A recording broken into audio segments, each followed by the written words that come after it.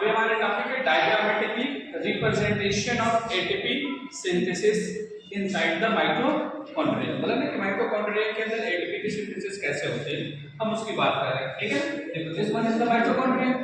Mitochondria की outer membrane, this is the outer membrane. ठीक है, और आउटर मेम्ब्रेन के बाद ये इनर मेम्ब्रेन। और हमने क्या बोला था, इनर मेम्ब्रेन के अंदर इनसाइड फोल्डिंग होती है, तो एक फिंगर लाइक प्रोजेक्शन बनता है जिसको हम लोग क्या बोलते हैं, क्रिस्टी। और इस क्रिस्टी का काम क्या करता था, सरफेस एरिया बढ़ाती, सरफेस एरिया इंक्रीज करती थी।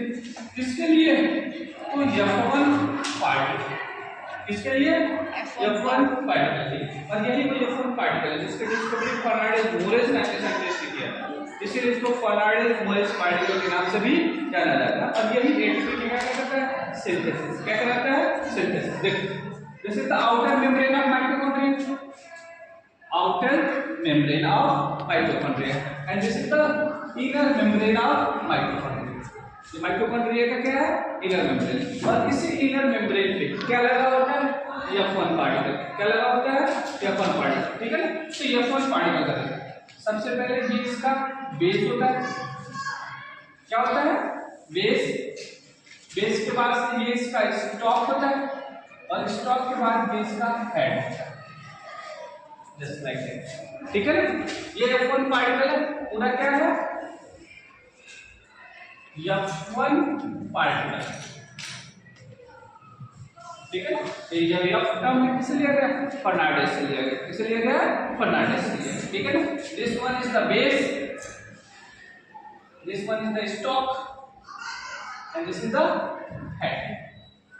ठीक है, अब देखो इलेक्ट्रॉन ट्रांसपोर्ट सिस्टम जब हुआ था, क्या बोला, इलेक्ट्रॉन ट्रांसपोर्ट सिस्टम हुआ था। तो इलेक्ट्रॉन ट्रांसपोर्ट सिस्टम तो यही हुआ था, this is the inner membrane of mitochondria, और यही इलेक्ट्रॉन ट्रांसपोर्ट सिस्टम हुआ था। तो इस स्पेस में जिसको हम लोग आउटर मैट्रिक्स बोले थे, क्या बोले थे, आउटर मैट्रिक्स बोले थे, तो बहुत सारा प्रोटॉन इसमें भर गया था। भरा था कि नहीं भरा था,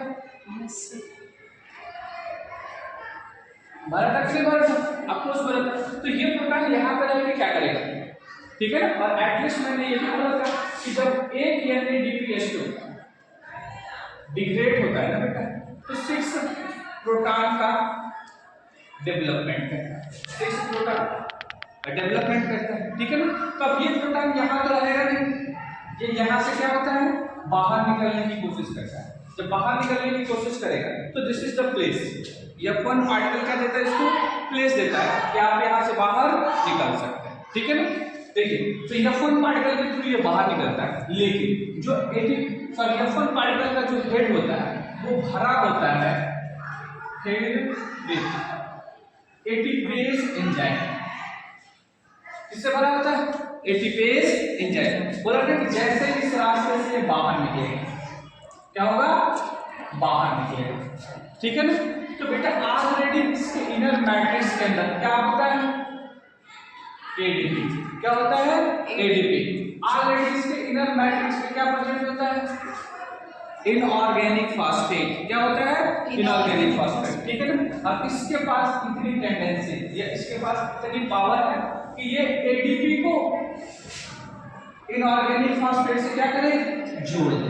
क्या करे, जोड़ दे, और जोड़ के क्या बना दे, एटीपी। क्या बना दे, एटीपी। और होता भी यही है कि जब प्रोटॉन F1 पार्टिकल से निकल के, मतलब आउटर स्पेस से निकल के इनर स्पेस में जाते हैं, किसके थ्रू, F1 पार्टिकल के थ्रू जब जाते हैं तो F1 पार्टिकल का जो हेड होता है वो एटीपेज एंजाइम से भरा होता है, जो एक्टिवेट हो जाता है। क्या होता है, एक्टिवेट हो जाता है, और एडीपी को, एडिनोसिन डाइफॉस्फेट को अनदर इनऑर्गेनिक फॉस्फेट से जोड़ के इसका फॉर्मेशन कराता है, एटीपी का फॉर्मेशन कराता है। तो आप अपने दिमाग में बैठाओ कि जब 2 प्रोटॉन यहाँ से यहाँ गया तो एक एटीपी का फॉर्मेशन हुआ, तो जब 6 प्रोटॉन यहाँ से बाहर निकलेंगे तो कितने एटीपी का फॉर्मेशन होगा, 3। कितने का होगा, 3। अरे जब 2 निकल रहे हैं तो 1 एटीपी बन रहा है, तो जब 6 प्रोटॉन निकलेंगे तो कितने एटीपी का बनेगा, 3। तो यही तो हम आपसे बार बार बोल रहे थे कि एक NADPH2 आगे चल के कितने एटीपी बनाएगा, 3 एटीपी बनाएगा।